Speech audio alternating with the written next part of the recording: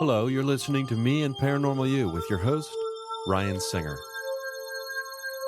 Because it's more fun to believe.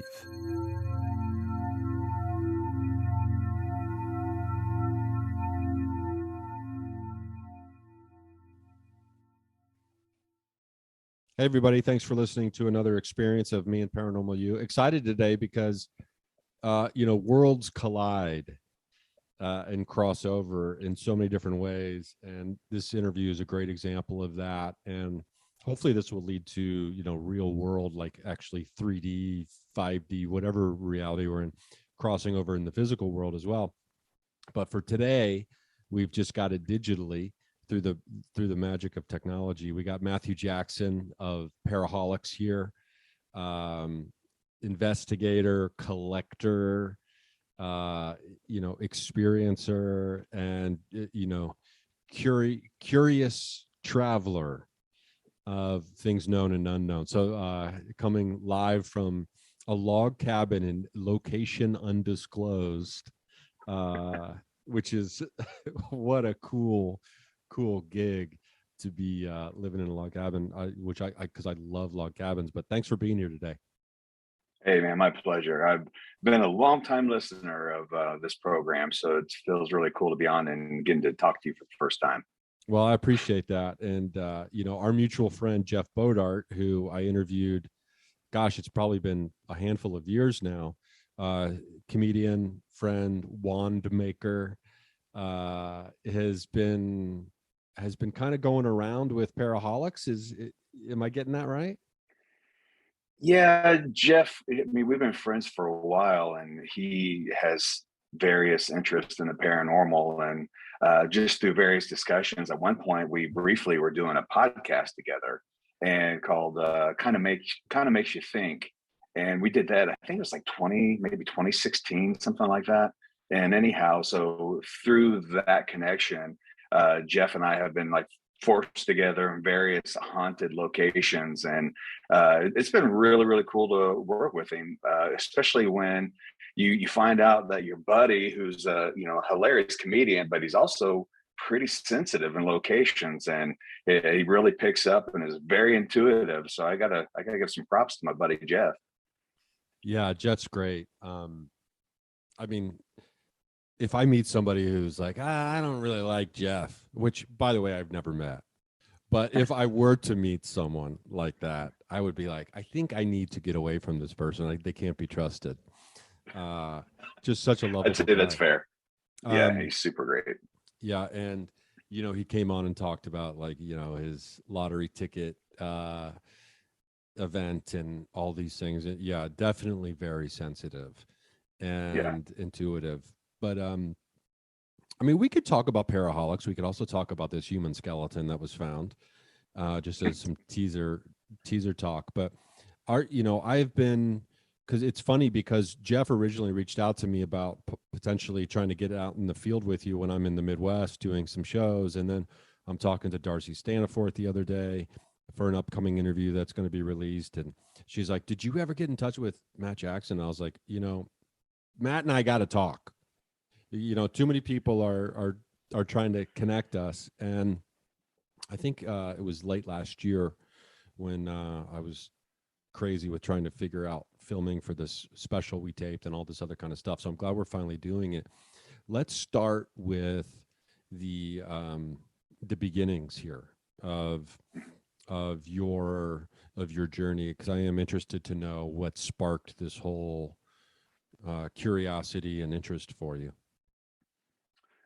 Well, my perception, looking back on my paranormal journey thus far, I think that when the paranormal comes for you and you have that initial experience, I think when you're someone who's not looking for it, it makes a larger impact on your psyche versus someone who just gets curious about it and is later, kind of pulls in and you start pursuing those experiences. And I was someone who was not looking for a paranormal experience whatsoever. And I was at a friend's house he was an amateur astronomer. And this was in the summer of 2003. And we were on his back deck stargazing. and it was when Mars was really, really bright in the sky. So it was one of those nights that was just, it was beautiful. The sky was breathtaking, and we basically were in awe of the moment, and we weren't even really talking that much. And it was myself and a lady that was there, and my buddy who's the homeowner. And like I said, we were taking turns looking through the telescope. And as we were standing there, I had a big glass of water that I had set down right behind me. And as we're standing there, I heard something whisper in my ear.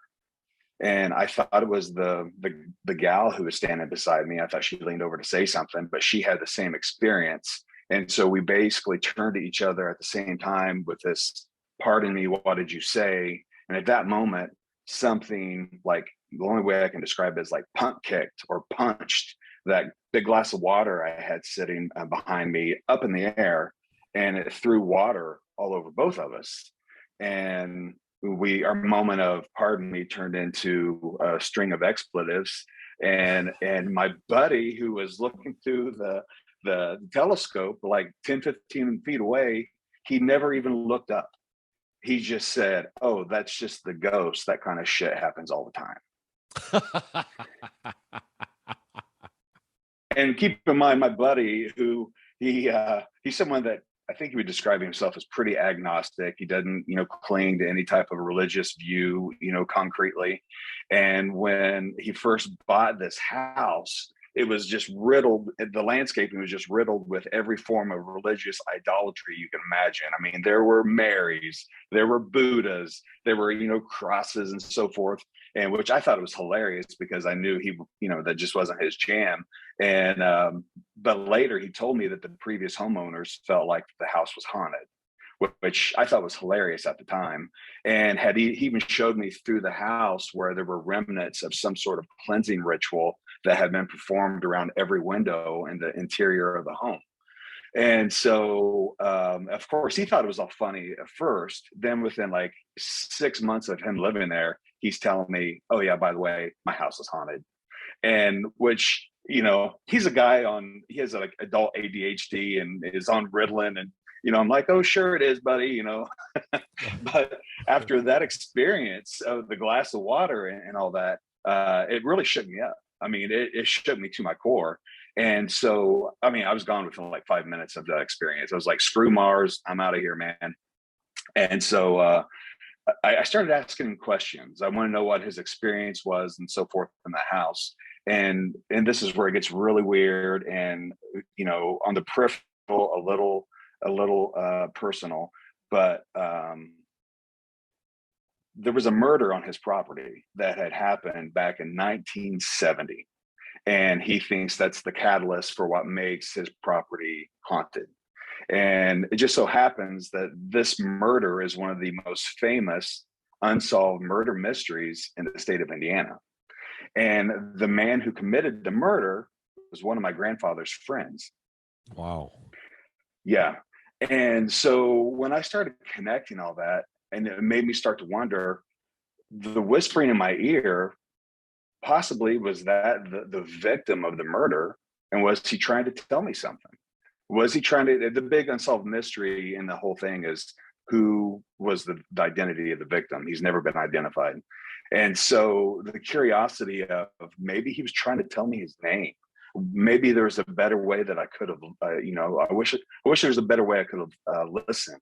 Maybe I could have heard his voice if I'd been anticipating the moment. And so that whole thing just sent me straight down the rabbit hole. And I've been, reading, studying, and pursuing the phenomena ever since. Wow. I mean, it's a lot to unpack. Yeah. And it's, first of all, no one's blaming you for not always being on alert for a ghost to whisper their name to you for an unsolved mystery. That, no one could live their life that way. But that is so wild that there's a personal connection that ends up tying it all together for you. And also fascinating is the idea that whoever was living in that home before, obviously I'm guessing after the murder had taken place, a different owner than whoever lived in that house when the murder took place, I'm guessing is is who was living there, who your buddy got the house from, not the owners who owned the house when the murder happened, or maybe they were. Well, ironically, part of it was a whole insurance fraud scam that this couple was running. And so they murdered a guy, burnt the place down, and tried to collect the life insurance on the husband. So the house that my buddy was living in was not the original structure that the murder actually happened in, but there's the same property. And so, yeah, it was covered up in an arson. So it is a different structure. Oh, so they know who the killers were, but don't know who the victim was? Yeah, they don't know who the victim was. To make a long story short, what makes the story so intriguing, the man's name was Clarence Roberts, and he's known as the man who died twice. So there was the original murder and fire in 1970. And, Clarence was dead, so to speak, air quotes. Clarence was dead and basically was gone for like 10 years while his wife pursued the life insurance money. And there was just enough faked question. his death. They were faking the husband's death, but using a different body. Correct. Oh my God. And so for 10 years, the wife, the widow, so to speak, was trying to get this insurance money. And there were just enough questions between the state police and some forensic people on if the body was truly that of her husband, Clarence.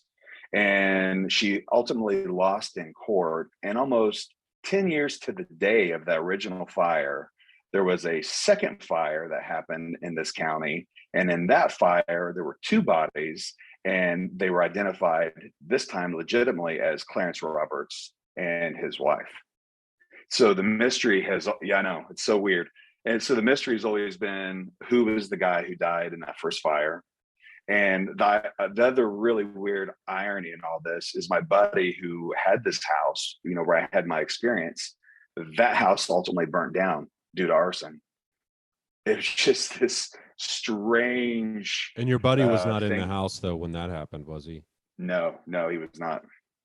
Yeah, he was down in Florida, so crazy. It makes me think that they were murdered. That's in their house one theory. fire, as in the second fire. Yeah. I mean, what are the chances you fake a fire death and then you end up dying in an accidental fire later? Yeah, I don't think there's any mistakes in that. I think it was rumored that one of their sons may have been a participant in all of this, and he brought it to a conclusion. That was one theory. Everybody's dead in this scenario now, so I can talk about it. So I wonder if that son, or I wonder if somebody got any money out of their death. Although I think it would be pretty hard to get a life insurance policy if you were found to be trying to scam a life insurance company, or claim a policy on someone who is supposedly dead for the past 10 years. Yeah, right. Wow, that is. First of all, it's pretty sad for the victim of the original fire, and it just makes you wonder. They probably took someone who was displaced off the street and just used him. They think he was someone at that point in the late 60s, early 70s. There were a lot of transient people that were passing through, a lot of hippie communes in this area, and they're not really sure who it is. And so part of my whole goal in the paranormal has always been to maybe try to identify who that victim was. I kind of feel like I'm meant to pursue that in some way. I don't feel like it was an accident that I was there in that moment and I'm the person who got picked on to hear that voice.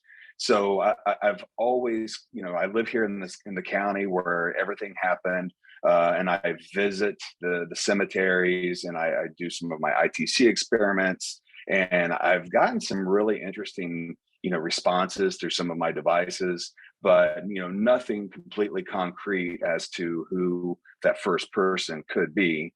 But I've had conversations with the coroner. And he assured me that he would be the very first person to pull the trigger to have that body exhumed if anything would ever come forward that would give him a legitimate reason. And it's pretty sad too, because this John Doe, he doesn't have a grave marker. I mean, I had to talk to the coroner to even figure out where his grave was, because people kept stealing the headstone and so forth. So really, really sad what happened to that poor guy. Yeah, and it's one of these things where obviously it sparked something, and I know so many times in this world of the paranormal, we get into it for a very specific reason from a personal experience, and that ends up just leading us down so many different travel ways and rabbit holes that we never ever anticipated we'd end up. And Agree. And sometimes I have a hard time accepting that the spark of it all is in the very curious nature and the need for answers to explain that initial experience is nothing more than the universe trying to plant a seed to get you involved and going down these these highways and byways looking for answers of all kinds of other things for whatever reason.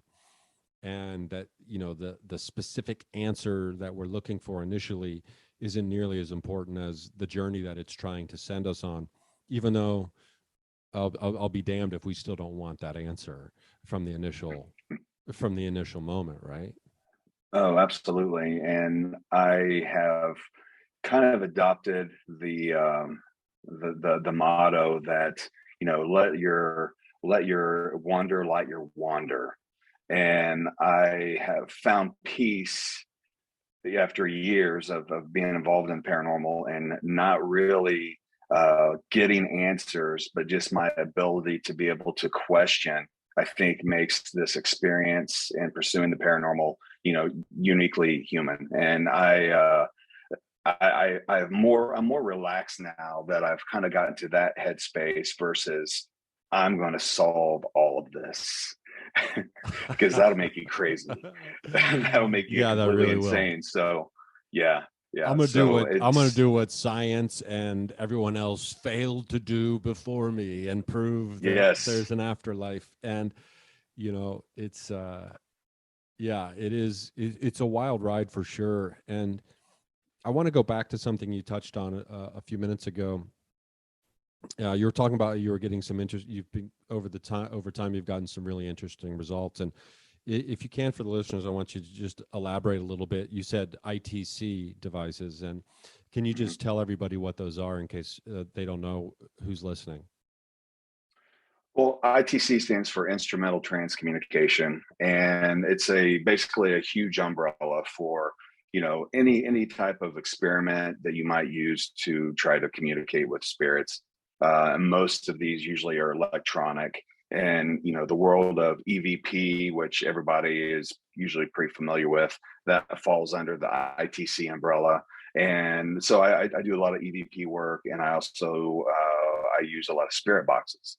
And a lot of people don't. I mean, it's kind of a controversial little niche in the paranormal, but it's something that I think is just as viable as EVP work.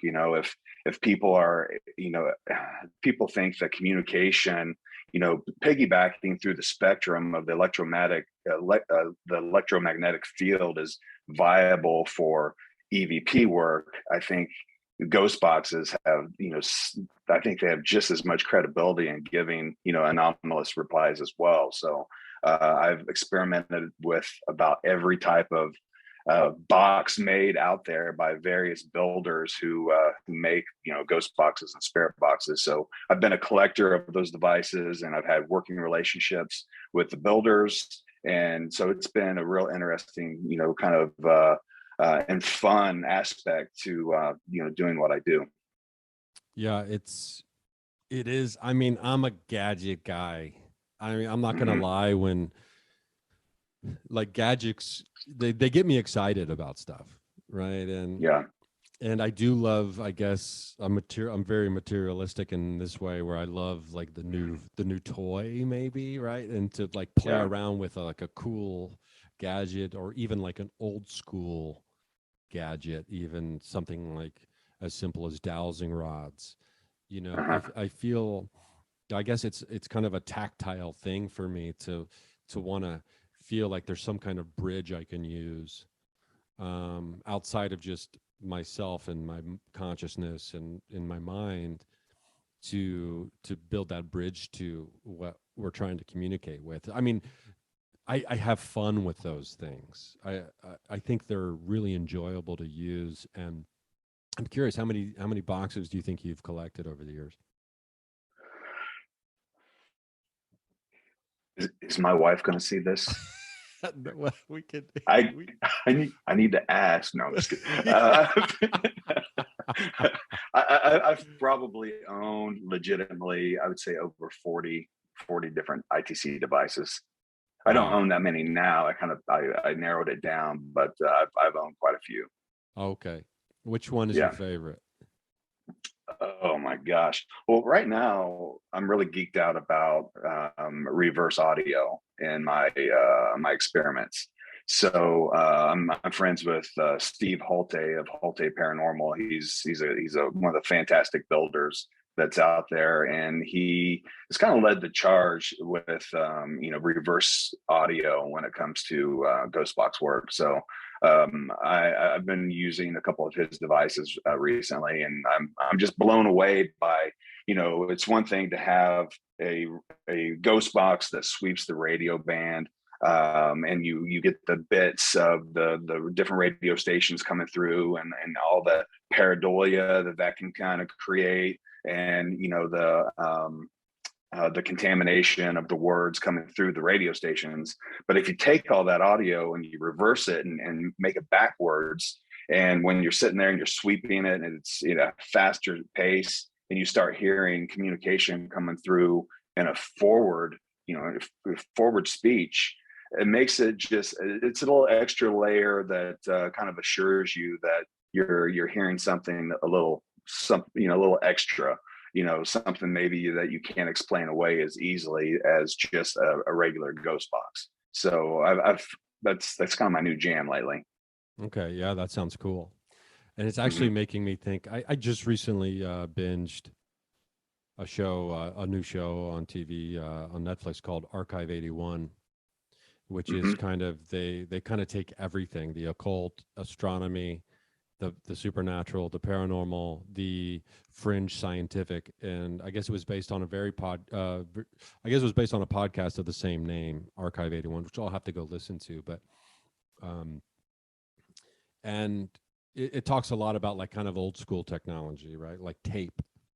There's a lot of tape, and it kind of gives me this fun idea to take a blank, either a blank VHS tape, because you know how it plays just the fuzz if there's nothing on it, Mm-hmm.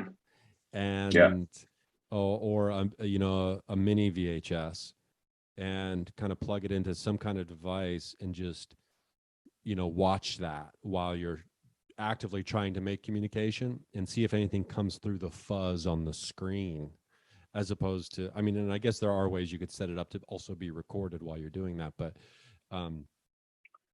like trying new things and trying, the reverse audio, I love that, and trying to, build on what's come before to try to find, different or new results, I think is interesting and fascinating.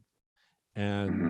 And, I've never, up to this point, I haven't purchased any paranormal equipment from like a specific dedicated builder like you're talking about, but it's like it's just like, how do you not, at some point I got to get in touch with them, and I got to get some gadgets.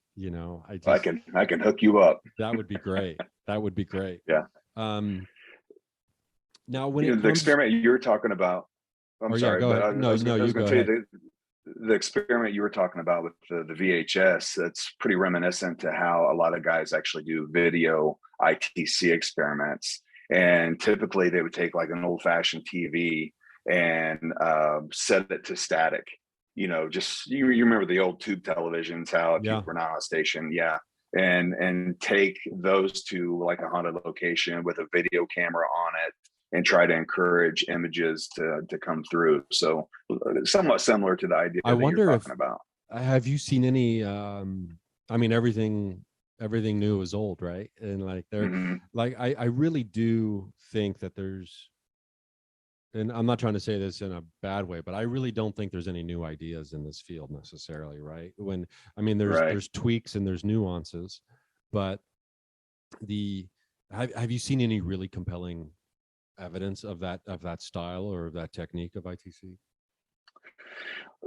You know, even with the audio stuff, I'm someone I really like for it to have any substance. I like cooperative evidence. Like if I go into a location and I get some ghost box replies, but I don't get any traditional EVPs, it makes me question my experience.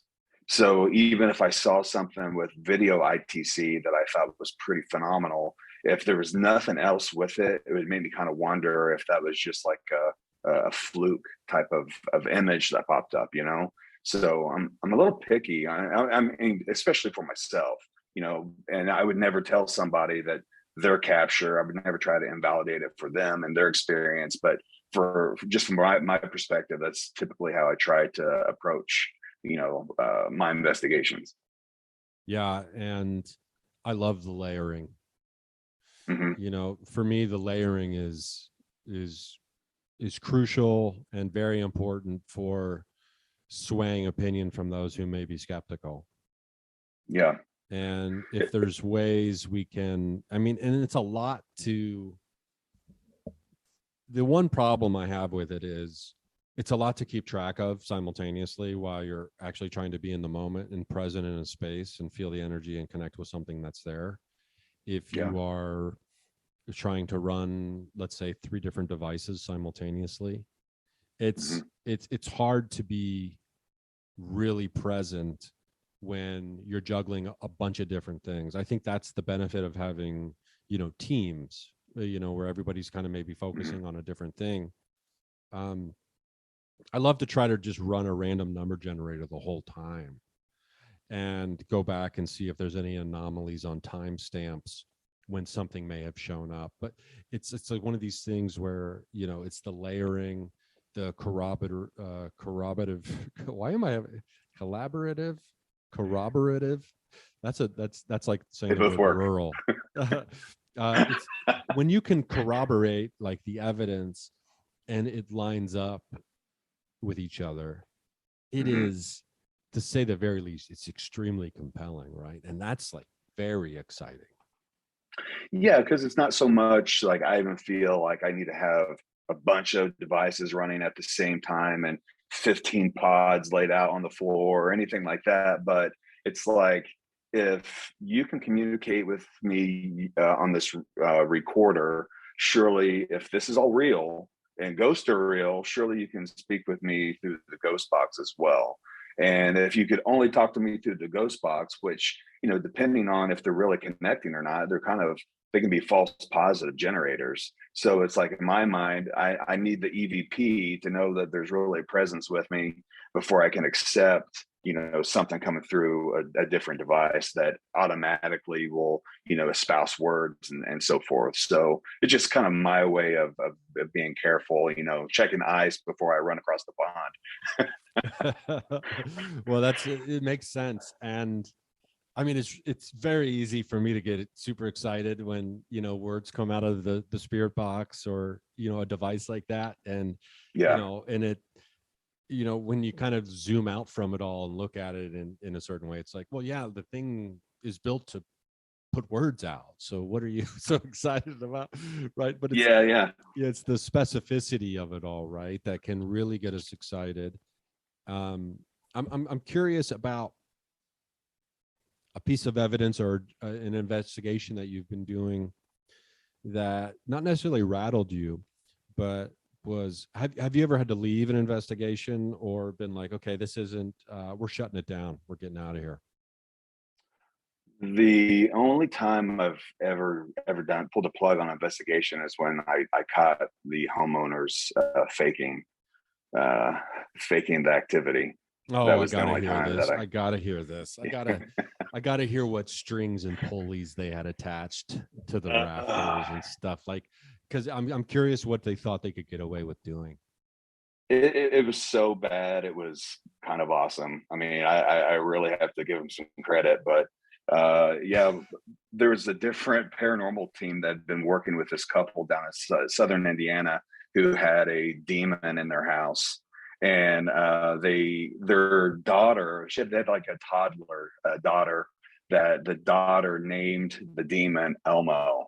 So yeah, they were being attacked by the demon Elmo, and this one investigative team had been down there and had interviewed the couple and did some brief investigations. They really weren't coming up with anything, so they thought maybe extra eyes and ears would kind of help. So they asked me to come in, and I brought with me my friend who is a retired chief of detectives. He and I went down and we spent the evening at the house with the other investigative team, and the homeowners were there. We did like an interview with them, and they showed us all the different places in the house where activity had occurred and the horrible things that Elmo is doing to their family, including like, you know, knives being stuck in the wall and things like that. But I found it interesting that the knives are being stuck in the walls inside the closets.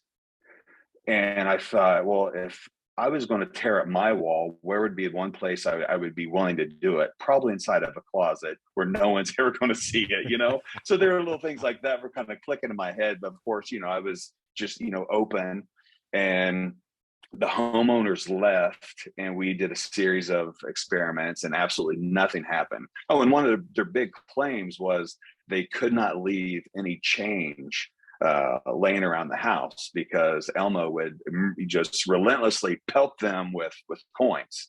So of course, one of the first things I do when the homeowners leave is I start making little stacks of coins around the house, because, you know, I'm trying to see if Elmo, you know, is really going to throw these pennies or what have you.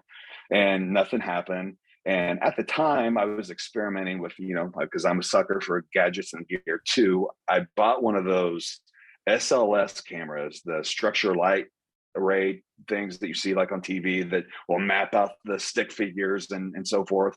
So I had one of those with me, and I was still learning to see if I trusted it or not. And so the homeowners came home, and we wanted them to sit in on an EVP session and so forth, just to see if their presence would change the feel and the atmosphere of the house.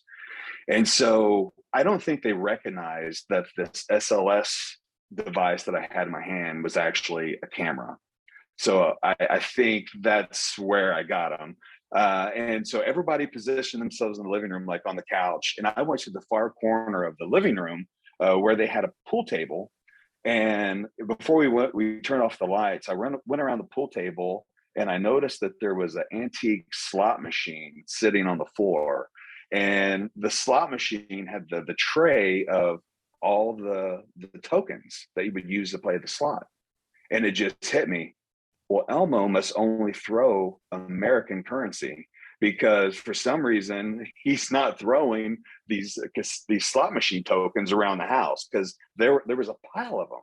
And I thought, that is just really weird. That just really hit me in the gut, like something is wrong.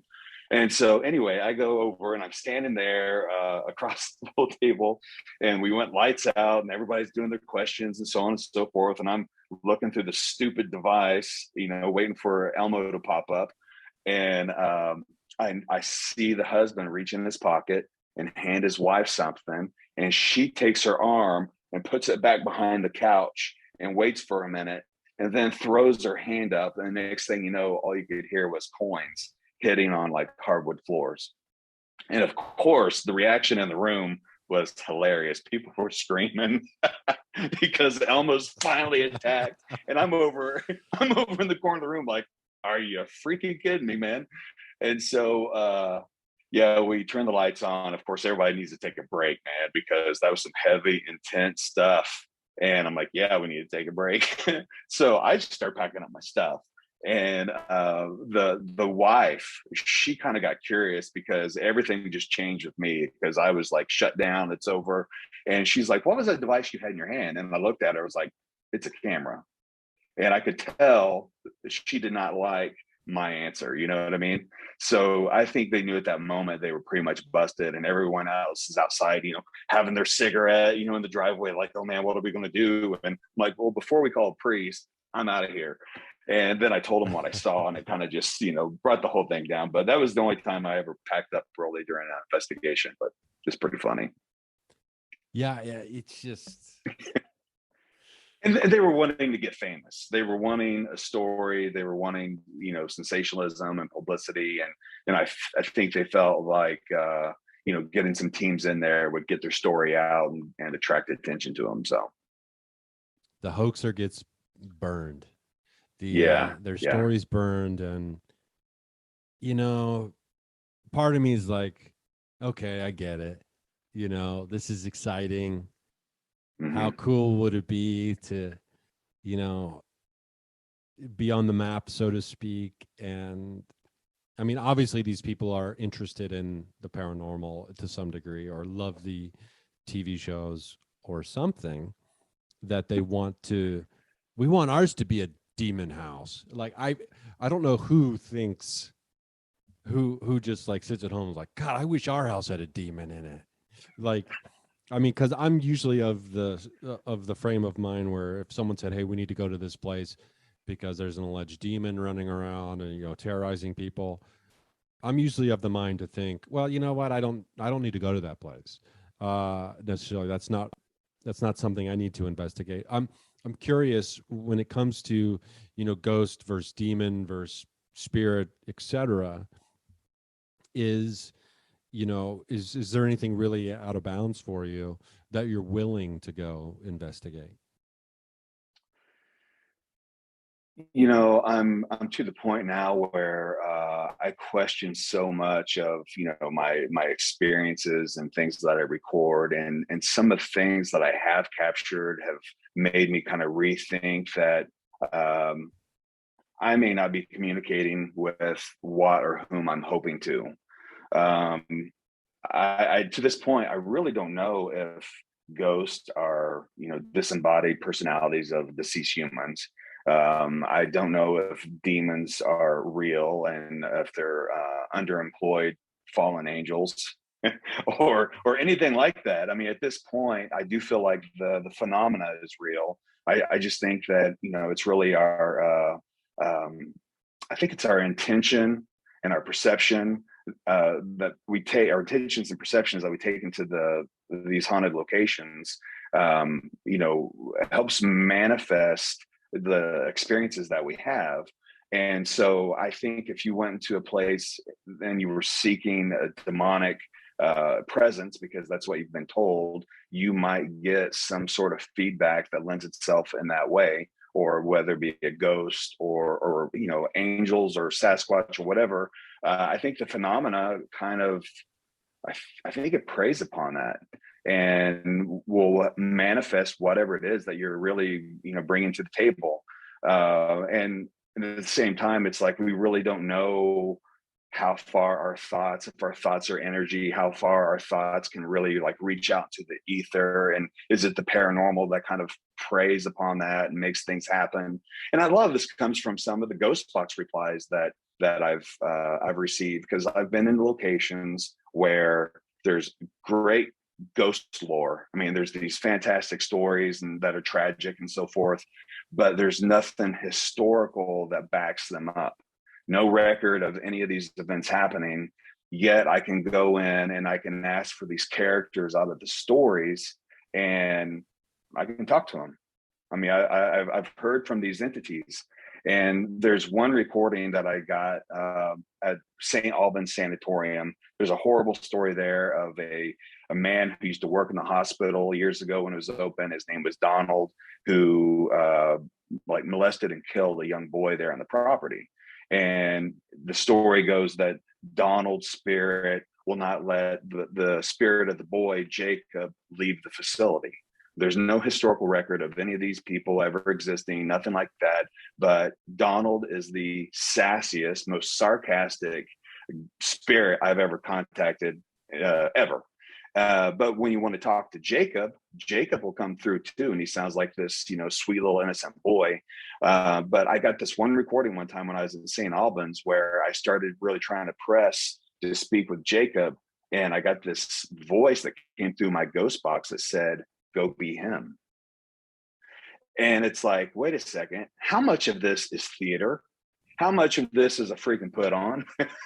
And that's why I kind of started opening my mind up to things may not be just because we have certain intentions and perceptions, things may not really add up to be that clean. I mean, I wish I could say that everything that I experienced, I could put a little bow on top of it and say, well, that was the deceased grandma of 99 years old that the piano just accidentally fell upon, and but it doesn't ever work out that way, at least not for me. So I've really started structuring my questions and my presence and locations to I'll play along to a certain extent, and then I try to push for more. And it's always amazing to me that the breakdown that happens with communication when you get to a point where it doesn't seem like it wants to play along anymore, if that makes sense.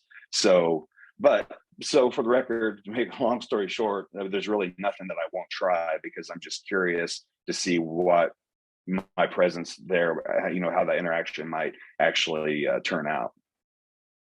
Well, that's interesting to think. I mean, because our thoughts become words, become our world. Mm-hmm. Everything that we see around us was first someone's thought, and they put a name to it, and then after they put a name to it, or sometimes after they make it, they give it a name. But it starts with the thought, with the imagination, with the dream, with whatever's happening with our consciousness, and the idea that these things can be created. I'm open to 100%. And because sometimes you'll go into a location and people will tell you, well, this is what's happening here, and this is who's here, and this is the relationship to the place, and you're like, oh, okay, I guess I have to communicate with this person or with this thing now, as opposed to going and just kind of seeing what you've got, which is also fun to do. Now, on the other hand, you talk about pushing for more. And while you were talking about that, it occurs to me that the implications of doing paranormal research are, one of the implications anyway, is showing that after our physical form, consciousness, life, whatever, continues on, right? And it makes me wonder, are we, because I really do think if we zoomed out on the timeline of all this stuff, we would see that we're still kind of in maybe the toddler, but if not the toddler, the infancy phase of doing all of this research, especially with the technology we have now. And it makes me wonder, am I asking the right questions when I'm doing a paranormal investigation? I understand starting a dialogue and creating a relationship with an entity, but at what point should I stop asking these questions that are so here and now and start asking the big questions, pushing for more when it comes to the information that I may be able to receive from this very supernatural source, so to speak, like about the future of humanity, the meaning of life, the big questions. I'm curious, do you ever go into that area of questioning when you're trying to communicate? Oh, absolutely. And when I have been in places that have felt darker, and I've gotten replies that people would perceive as very, very negative, I start asking some of the big theological type of questions and so forth. And I've gotten some responses, and some of them have been not so nice. And there have been times where being raised as I was years ago as a Christian, the last thing that a paranormal investigator wants to hear when they're in a place is Satan. And you start hearing those type of things coming at you. And you know, I'm detached enough from that now. I'm like, are they just trying to prey upon like my fears from my childhood, or is this really what it says it is, or what's happening here? So but yeah, I do push for those questions that are out of the box and big, you know, big picture or big view, cosmic type of questioning too. So yeah, I think it's important to try that. And a lot of times, if I feel like if you don't get those responses, most people will say that, well, you know, these are low level spirits. They're not going to have these questions, or, you know, if this is the trapped soul of the 99-year-old lady, you know, she never moved on, so she has no answers. And all that might be true. Or things are just kind of hidden from them on purpose or kept from us, you know. So those are things I'm still trying to weigh out. Yeah, it's an interesting perspective, understanding, or at the very least, we're trying to grasp what information they might even be privy Mm-hmm. to. I mean, because, you know, part of it is deflating to a certain sense where it's like, oh man, we have to live through this life that for so many people can be extremely painful. And in very unfortunate cases have a very brutal death. And you're telling me that they can't get some answers after all that. They didn't earn some truth after Right. experiencing like the hardships of life and the brutality of death. Like they're still not privy to some of this, Right. like, what is it all for? Which seems a little disappointing and depressing on some level. But it's also like, through which lens are we looking at this, right? We're Yeah. looking at specifically through the lens of our physical life and in our quest for a definitive answer, when who knows, maybe that's not what this is all about. I've received a fair amount of criticism on my YouTube videos and my blog because I'm someone who does not support the idea of spirit rescue work and the idea that souls are lost. And you know, most of the people who are proponents of that, they all seem like they're wanting to cross them over into the light of God, you know, taking them home to Jesus, heaven, what have you. And which is all great, but for me personally, I don't feel like, you know, my perspective and the way that I'm viewing all this is just different. So I don't do it because of that. And also, it's like, if I try to look through it from the lens, especially the way that I was raised, why is God so irresponsible? He keeps losing track of all these souls. I mean, why is it my responsibility? I just got this really cool ghost box and I'm wanting to hang out in this awesome place, but now I got to save souls. And so it's a lot of pressure, man. And so that's Yeah, just that's something that I won't subscribe to because of that. It feels, I'm all about some woo. I mean, I get down with some woo, but then I have my breaking points where it's like I just can't go there. yeah. I've never tried, nor, I mean, dare I go on the record and say I will never do something, only to make myself look like a fool later. But I have no anticipation of a future in which I am crossing people over into the light. And I think, much like you, being raised with this, you know, very religious background, and then coming to understand that I no longer believe in its, you know, the foundation of it. I'm not going, because to me that does seem like, okay, now we're trying to do like some heavy duty spiritual work. And you know, I'm not, what is it, Hades, who drove the boat, ferrying the ferrymen, you know, ushering souls from the land of the living to the land of the dead, etc., to the other side. You know, that, you know, I need Dramamine to get on a boat, so I'm not trying to, you know, get seasick on the river of the waters of the dead, right? Or the in between. River Styx. Yeah, Yeah. yeah. So, you know, I tend to agree with you on that. And in, you know, certain locations like Post Town Elementary School is one example. I don't know if you've made it over there yet. I have, Um, yeah. Okay, cool. Yeah. They have strict rules, like when you come in, they're like, there's no crossing over into the light here, no Ouija boards, Mhm. which, oh man, I wish they'd let us use Ouija boards in there, but I'm not going to like sneak into a Ouija board. But, um, a lot of locations don't want that. And some people would be like, well, they don't want their money getting crossed over. Because then if these spirits get crossed over, no one will be able to communicate with ghosts while they're there. It's like, no, they're not servants of the dark one, trapping souls in their location to make money.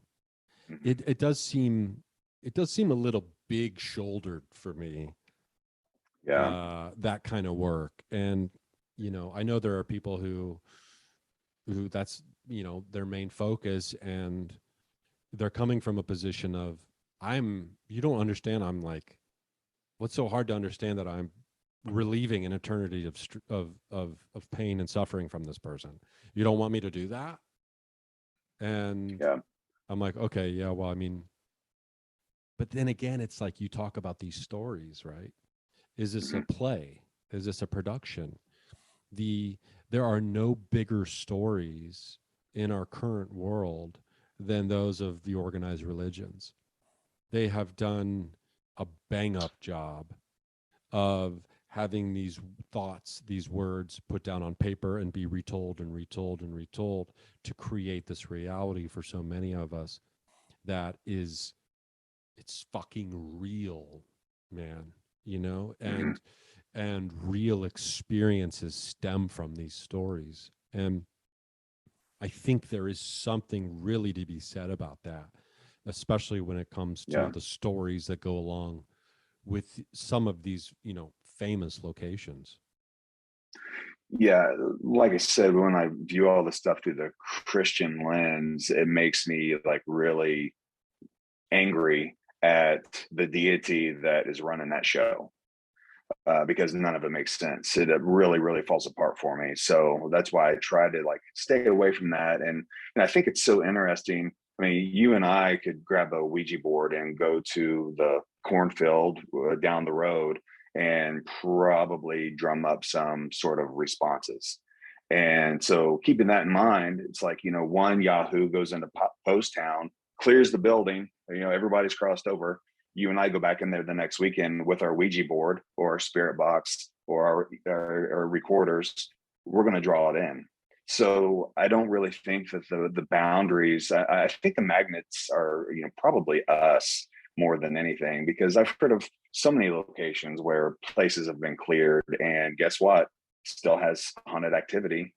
So I just don't think any of it's real, personally. Yeah, and the idea that, haunted activity is good or bad or dark or light, is, this duality that we frame it in, I think is definitely 100% a flawed system of measurement.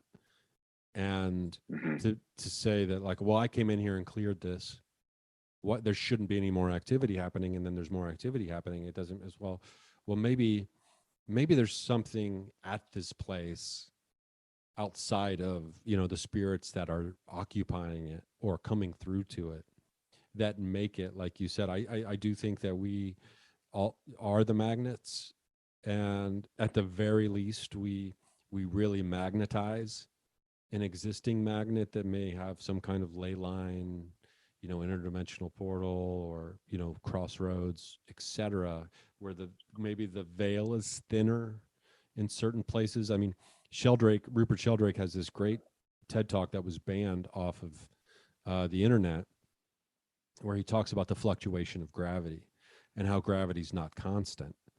And the constant nature of gravity is one of the fundamental things that makes all science work.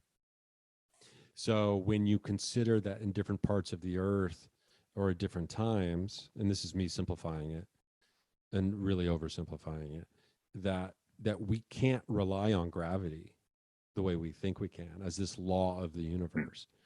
Um, well, what else fluctuates, and what else is different, right? Yeah. And then what effects and or consequences ripple away from this new understood truth, which I think could be what we're talking about here. You can't go in and permanently erase or create anything, right? Right. Well, and the other real interesting phenomena I've encountered, it seems like all the different locations that I've been to and I've used various devices for experiments, it's almost like and other ITC guys they've had the same type of experiences where you almost create like a contact field where once you've been somewhere and you've, spoken with a perceived, disincarnate personality, it seems like you are basically able to like dial them in regardless of your location afterwards. Because I've spoken to Donald at St. Albans and other locations, and I've had other personalities come through. And so it's just kind of this weird paranormal web that gets weaved. And it's almost like when you're on Facebook Messenger, and you can just see when someone's online, it's like they know it and have the ability to reach out once you've had some sort of contact or built some sort of relationship with them. So it's all really bizarre and fascinating. And the parallels here to so many other things in the spiritual world or the metaphysical world are alarming to me. You often will hear about near-death experiences creating or awakening psychic abilities in people. And, in the way they describe what they experienced on the other side or how spirits communicate with them when they're doing readings or otherwise, is that, I've heard it described as this way, like, well, there's all these spirits out there, and it's almost as like, the building of the living is in the distance, and those of us who they know they can communicate with, our light is on in that building. Much like at night when you drive by any skyscraper, you can see which lights are on in which rooms, right? Or people know that your phone line is open. It's not busy like so many other people's. And when all they have to do is clear the line, right? And all of us could do it. And when it comes to communicating with the paranormal, you hear all of these stories, from people who are really deep into the field and into the research. It seems like they do have a cast of characters that they eventually can communicate with anywhere they are, that are specifically, allegedly anchored at a famous or a well-known location where something may have happened to them. And what difference really is that between a psychic who has a spirit guide who gives them the information about other people, right? The information and the communication might be different, but is the relationship the same here? Yeah, a lot of people, friends of mine that are like psychics and mediums, they have like their spirit guides who they rely upon to, help with lines of communication or to seek out, certain, individuals or so forth. And a lot of ghost box implementers, they kind of do the same thing where they have like operators that like their spirit team on the other side is how a lot of people compare it to. And these people are constantly there for them when they turn on their devices and will help them as far as like whatever their objective is at a certain location or someone that they're trying to reach and get an answer for. So it's really, really similar. It's like electronic mediumship, on that level. I definitely see that. I'm glad you said that. That's exactly what I was thinking, because, on the other side of electronic mediumship, you have human spirit box or a human ghost box, right? And Oh, completely. and our bodies run on electricity, which is, this is kind of really getting me fucking fired up over here. Our bodies run on electricity just like a spirit box does, right? And so some of these psychics and these mediums and these people who can channel, they've cut out the electronic middleman, and they realize, well, I'm electricity as well. I am energy as well. I am going to tune my frequencies, and I'm going to scan, and boom, they can have that, they can have it come through. And but maybe we all could get there. I think we probably could, given the right, steps and, putting some real purpose into the quest to achieve such a thing. But it really feels like to me that I mean, I believe all of this stuff is connected to one another. And I believe all of this paranormal phenomena is, you know, at most they're neighbors on the same block, but they're definitely not living in different cities. And I know not everyone's on board with the idea that Bigfoot, aliens, and ghosts are all part of the same phenomena, and UFOs and all this other stuff. But I really truly believe that the consciousness connects all of this. And what we're talking about here today seems to shed light on, at the very least, some, what's it called in the courtroom? Something evidence, that, like, circumstantial evidence.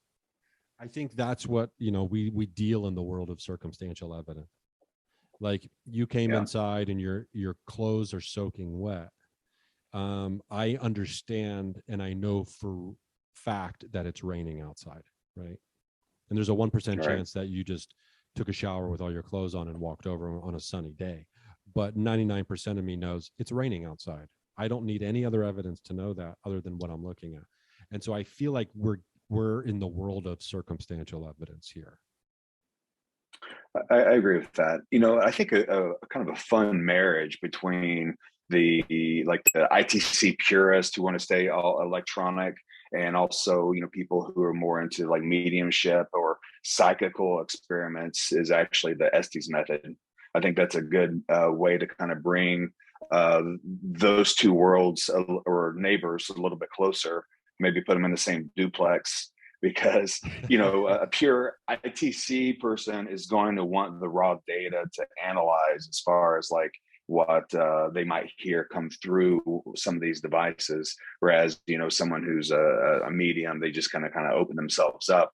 Whereas I've done experiments where I've taken the data from the ghost box and recorded it, but also did like an Estes method. You know what the Estes method is? Yeah. Yeah. Okay. The Estes method. I've done the Estes method, on myself, and I received messages that I heard that I said aloud that was not imprinted in the audio that actually came through the ghost box. So it really made me question. It's like, these are messages that I received and I verbalized in the experiment, but the ghost box actually never even said those things. So I think there are ways to kind of bridge some of those things together, and I think it validates it all. Yeah, and man, it's just like, it's so exciting to think about, and it makes me want to get Oculus goggles. I don't know who's out there already doing the paranormal research with the VR, but we got to be doing that. I feel like that's the next step. Someone needs to open source create some, basically just a night vision filter for the Oculus in this virtual reality, and you don't even really have to, like Oculus goggles, if you could put the SLS camera inside of them. I'm not saying that, obviously the goggles don't have a camera on them necessarily, but if there's a way to, I definitely can record from the Oculus, because I think people do that on Twitch, if I'm not mistaken. But I feel like you could be doing paranormal research anywhere from your home. And I think VR is probably the next frontier of really trying to branch out and do this. And this is just an idea that came to me just now, so I have no idea what the implications are, like even how to get it done. But maybe I got to save up $400 to buy some Oculus goggles, but and then figure out what the hell to do with them after that. But there is the idea too that we talked about earlier, the going in with belief, right? And parapsychology, through their experiments, have shown that it really does affect the outcome of the experiment. And if you go in believing it can be possible, you have a greater likelihood of seeing it happen. And to me, it's always fun to have a skeptic a hardcore skeptic on the team or on the location who isn't because they're not scared of the dark. You know what I mean? They never get spooked. And so, there's always someone there. You're going to be like, oh God, get over here. You're not scared. But if we believe, we have a better chance. And I'm curious if there's a place you went into where you're like, this seems far-fetched. Even though I know you don't really think that way. And then just when you left, kind of the opposite of the hoaxers. Yeah. Have you had an experience like that? Yeah. There's one place actually here in Indiana that is called the Monroe House. A lot of people have nicknamed it a demon house and so forth. And it'd been on several of the television shows, and Nick Groff found bones in the crawl space and all this stuff that just was so sensationalized. And of course, I investigate with a guy who's a retired, police detective, and he's calling BS on the way that they handled the bones and all this stuff. And I just felt like it was too good to be true. And a friend of mine who's an investigator and ITC researcher from the UK came over in 2017, and he and I were running around central Indiana, filming and investigating together. Well, a group of our friends just so happened that they had rented the Monroe House one night to investigate, and they really wanted us to come up.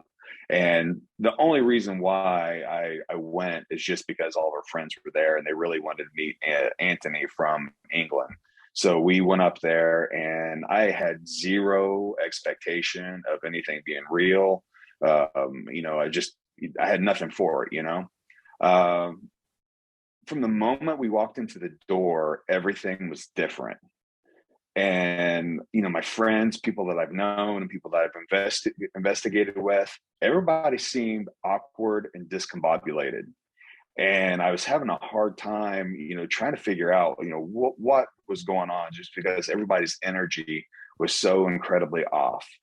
And the entire time that I was in that space, I just kept feeling these vibes from people that just, were tweaked somehow. And then there was this one moment where we were in this room doing an EVP session, and I was the guy standing in the corner, just running a camera. Everybody else was kind of in the middle of the room, taking turns asking questions. And I've told the story before, and the only thing that I can really liken it to is like my friends were like a school of fish, and there was this shark that was circling them. Not a shark that you could see, but one by one, they seemingly just got picked off. People got burned, people got scratched, people got physically ill to where they ran outside and threw up, and everybody basically had to leave the house. And to this day, it was the damnedest thing I've ever seen. Just freaking blew my mind. I mean, none of it made sense. It was chaos, just absolute chaos. And I think I was left untouched because I was the person running the camera, and I think it wanted to be documented. It's like, yeah, take this.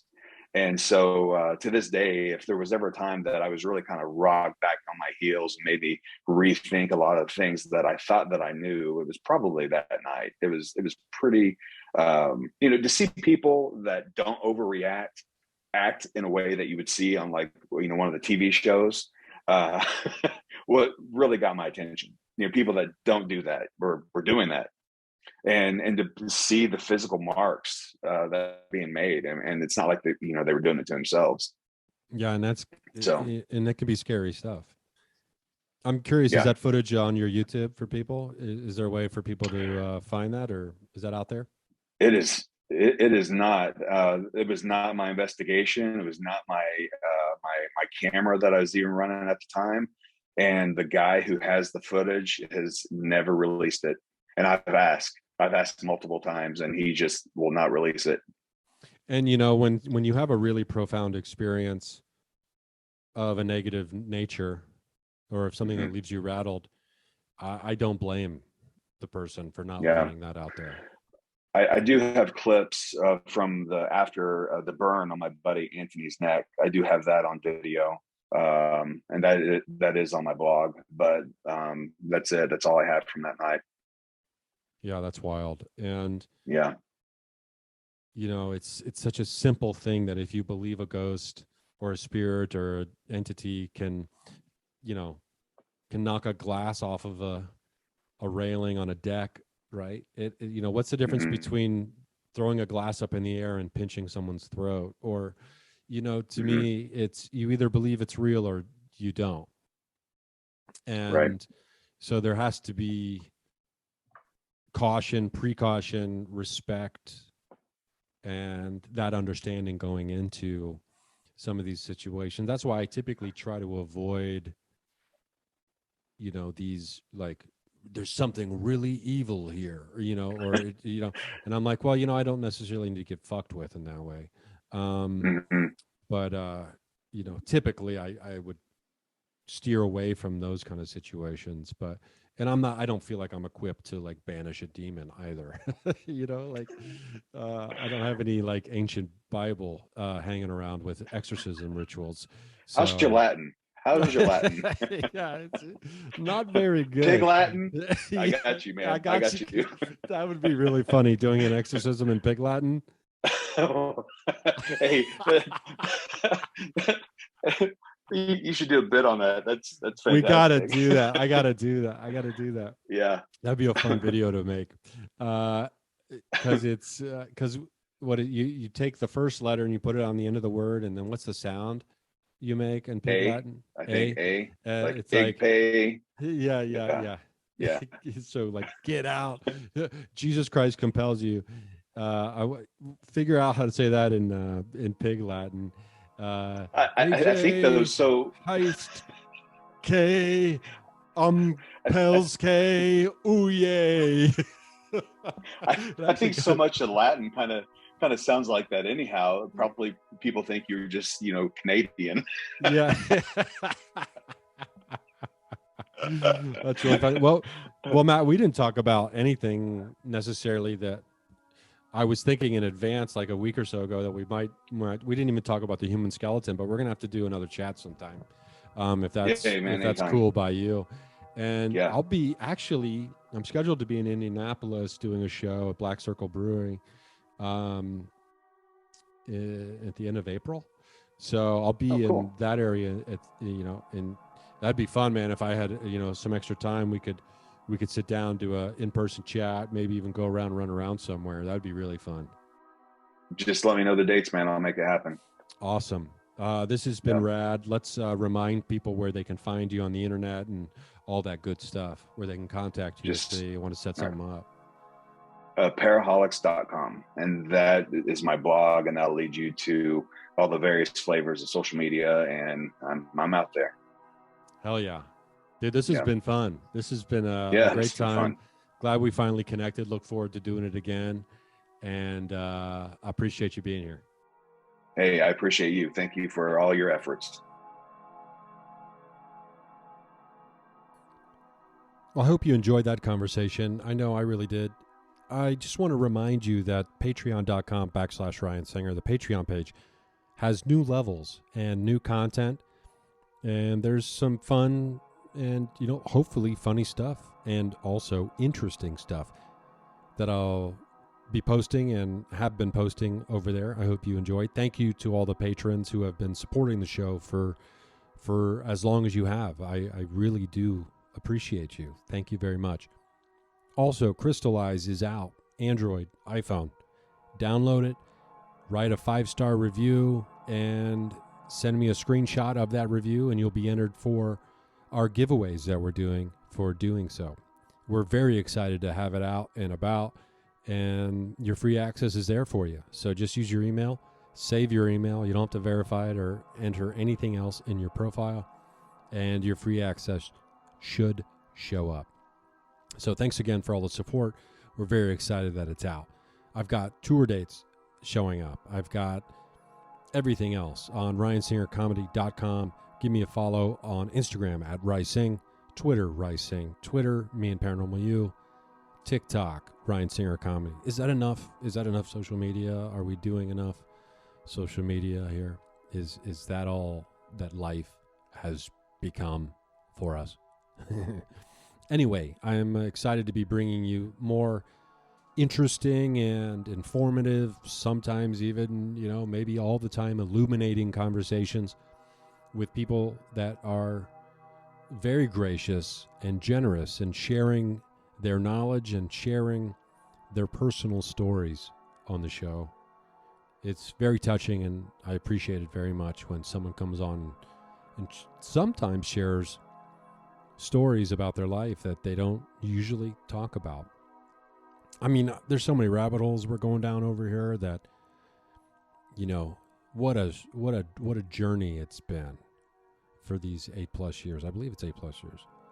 Anyway, thanks again for listening. RyanSingerComedy.com's got tour dates. And then we've got other exciting projects in the works that will be coming to you very, very soon. So thanks again. I love you. I hope you love yourself. It's important. Spend some time loving yourself. And I hope to see you at a live show sometime. And if I don't, I guess I'll just see you at the watering hole on the astral plane.